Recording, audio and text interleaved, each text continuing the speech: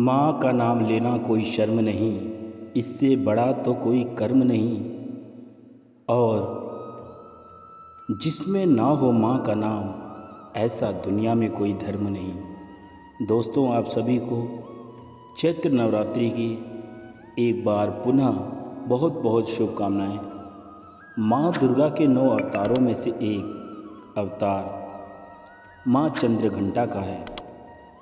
आज हम इस वीडियो में बात करेंगे माँ दुर्गा के तीसरे स्वरूप माँ चंद्रघंटा का, जिनकी पूजा नवरात्रि के तीसरे दिन की जाती है। माँ चंद्रघंटा चंद्र के समान दिखती हैं और इन्हें चंद्रखंड, चंडिका और रणचंडी के नाम से भी जाना जाता है। इनके माथे पर घंटे के आकार का अर्धचंद्र है, इसलिए इन्हें चंद्रघंटा कहा जाता है। मान्यता है कि देवी पार्वती पहाड़ों में पैदा हुई और शैलपुत्री के नाम से पूरे ब्रह्मांड में ज्ञानी हुई। माँ ने भगवान शिव के लिए अपना पूरा जीवन समर्पित करने और उनसे विवाह करने का संकल्प लिया। माँ पार्वती हमेशा अपने इस संकल्प पर दृढ़ रही। उन्होंने लगभग 5000 वर्षों तक भगवान शिव की तपस्या की थी। एक दिन भगवान शिव ने पार्वती से कहा कि वो कभी कभी अपने जीवन में किसी स्त्री से विवाह नहीं करेंगे। शंकर भगवान के ऐसा कहने पर माँ पार्वती ने शिव को जीतने के लिए अपने संकल्प को नहीं खोया। वो सारी सुख सुविधाएं त्याग कर भगवान शिव की तरह ही पहाड़ों में रहने लगी और दिन रात तपस्या करने लगी। इसी कारण उन्हें ब्रह्मचारिणी देवी के नाम से भी जाना जाता है। पार्वती की निरंतर तपस्या ने भगवान शिव का ध्यान अपनी ओर आकर्षित किया और भगवान शिव ने पार्वती की परीक्षा लेने की ठानी। भगवान शिव ने परीक्षा लेने के लिए ब्रह्मचारी रूप धारण किया और पार्वती से मिलने पहुँचे। उन्होंने पार्वती के सामने भगवान शिव की बहुत बुराई की और कहा कि वह नागधारी है, विषधारी है और आप उनके साथ जीवन में कभी भी सुखी नहीं रह पाएंगे।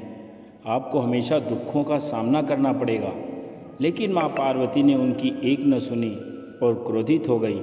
उनके क्रोध को शांत करने के लिए भगवान शिव अपने असली रूप में आए और उनकी तपस्या से खुश होकर पार्वती को पत्नी के रूप में स्वीकार कर लिया। लेकिन पार्वती ने शिव से उनके घर आकर पूरे विधि विधान के साथ विवाह का आग्रह किया, जिसके कुछ समय बाद जब भगवान शिव और पार्वती के विवाह का समय आया तो भगवान शिव कुछ ऐसी बारात लेकर पहुँचे जिसमें भूत, तपस्वी, ऋषि और अघोरी शामिल थे। सबसे अचंभित करने वाली बात तो यह थी कि भगवान शिव के गले में फूलों की जगह सर्पों की माला थी।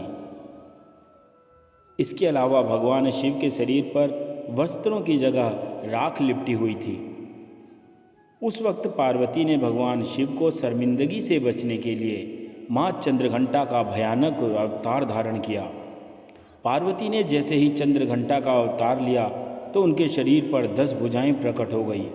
उनके 4 दाहिने हाथों में कमल का फूल, तीर धनुष और जप माला थी और 5वें दाहिने हाथ में अभय मंडल थी।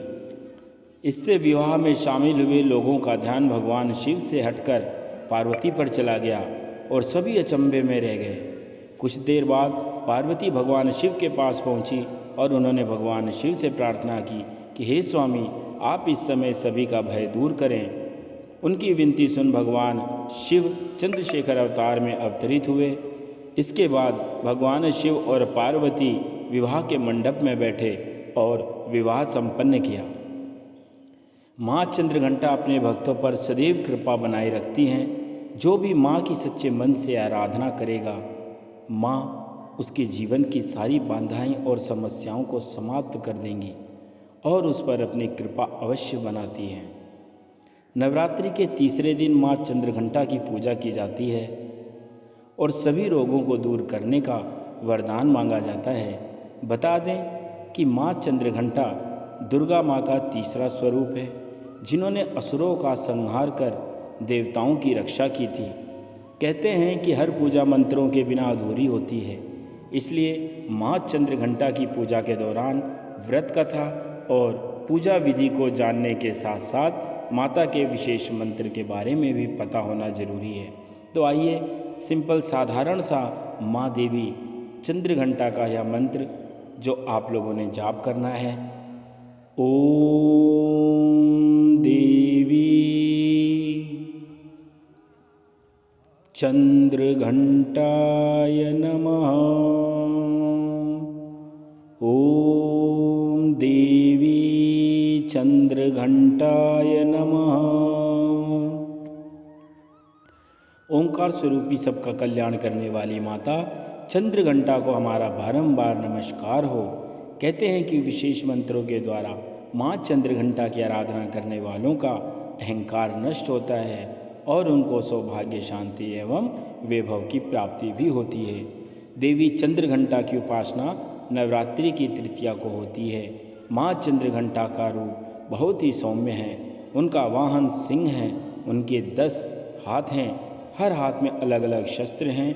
वे आसुरी शक्तियों से अपने भक्तों की रक्षा करते हैं।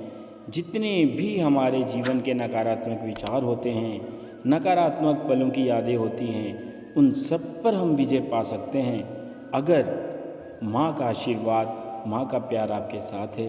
आप माता रानी को तहे दिल से मानते हैं, सच्ची भान से, सच्चे दिल से माता के चरणों में इन 9 दिनों तक अपनी आराधना कीजिए, उनका ध्यान कीजिए, अच्छे कर्म कीजिए, दीन दुखियों की सेवा कीजिए। अगर हम इन सारी चीज़ों को अपने जीवन में उतारते हैं तो माता रानी हम पर ज़रूर अपना आशीर्वाद बनाएंगी। ठीक है दोस्तों, मिलते हैं जल्द अगली वीडियो में।